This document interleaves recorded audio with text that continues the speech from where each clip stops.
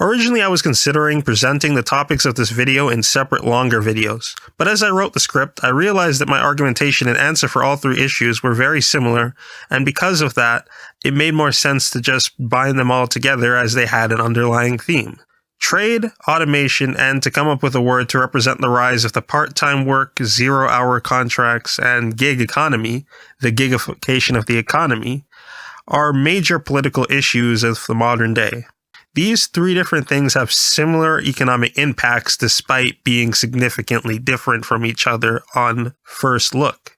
Workers both fear and watch as international trade makes their jobs disappear, both due to cheaper products from other countries running local business into the ground, and businesses moving production elsewhere to take advantage of lower production costs. Workers fear and watch as their role in production is gradually taken over by machines of both hardware and software due to them costing the business less and at times being more productive. Workers fear and watch as their safe long-term employment is replaced by short-term contract labor that can be brought on and discarded as employers see fit. Sometimes this even takes the form of a large corporation employing people to work in their own self-employ, like say with Uber, ensuring that the corporation only pays when it has already guaranteed revenue from those that work for it. These three issues, while different, have two main economic consequences. One, they undermine the economic security of workers by making them more expendable to employers. This is known as precarity, job insecurity. Two, and this is very important to understand, as hard as it might be to hear, most of the time, employing people in these scenarios results in more productivity per hour of labor worked, and therefore more overall wealth in society. Now, this isn't always the case. Oftentimes, this is just a way that a company finds to externalize costs and internalize profits. For example, it might be cheaper to produce in another country due to it having a poor environmental record. It might also be that, say, a method of automation is only profitable because the employer doesn't have to pay for pollution costs. Or a company might hire workers short-term, burn them out, and then move on to the next batch. But for the most part, trade, automation, and gigification is objectively more efficient. Oftentimes, it is cheaper to produce elsewhere due to closer proximity to raw materials. Obviously, we're all well aware of the fact that using tools can make it quicker and easier to complete a job. And obviously, being able to change your production to match demand leads to less waste product.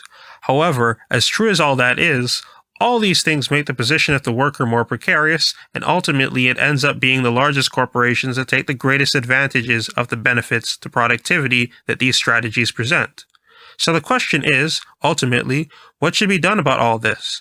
Well, here's the thing. I spent all this time talking about how these things increase productivity to make it clear as to one thing we shouldn't do.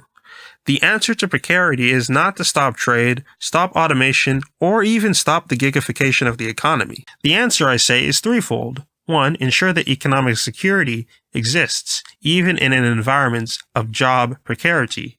If job precarity doesn't mean economic precarity, you've already done away with the main damaging factor of job precarity. This has the dual effect of ensuring that things only get as precarious as people are willing to tolerate, as people won't take jobs outside of satisfactory conditions. This can be accomplished with a universal basic income, to be combined with other social programs that can deliver needs. This is the part that most people are well aware of and have heard a bit about the UBI advocated in this manner. The more interesting parts come next. 2. Ensure that the increased productivity from all these strategies benefit everyone as much as possible. This is the part that isn't really considered as much as it ought to be. Even with the UBI, citizens won't really benefit from increased productivity. The neoliberal response to this is something along the lines of, well, productivity would lead to lower prices, and that's how productivity increases would benefit everyone in the long run. To that I say, a bit, but not really. The idea that prices would lower enough to significantly transfer productivity benefits to consumers depends primarily on the hope that competition will be great enough to ensure that all businesses would have to compete in a race to the bottom in prices in order to maximize profitability. This will increasingly not work for a very simple reason: corporate concentration driven by the economics of scale and monopoly power. Yes, I understand. Economics of scale are not so simple. Eventually you reach a point of diminishing returns. But there's a reason why there's been so much corporate concentration for the last few decades now, and that's because bigger is generally better. Particularly, you tend to get more productivity per amount input. So, What is the neoliberal or moderate solution to this problem? Ironically, antitrust regulation. Just have the government start breaking up the largest corporations to preserve competition. Where they get the confidence to say that the state should intervene and arbitrarily decide what size something should be broken up at? After all the effort they put in saying that the state isn't a good economic planner and their confidence in the free market? I don't know. Also, notably, you might have restored competition, but that broken up firm is simply less productive per amount input than that mega monopoly or oligopoly as it might be, so you have sacrificed efficiency. So what then is a good solution to this problem? How do you both maximize efficiency and ensure that workers benefit from that increase in efficiency? Well, the answer is simultaneously simple and complex. The answer is to make citizens themselves the profiting shareholders of these corporations. Imagine in addition to having a universal basic income, you have a universal basic dividend that would come out of corporate profitability. Again, this is a topic for a whole other video, but this would ultimately eliminate the need for the state to step in and break up corporations, as citizens themselves would benefit directly from corporate profitability.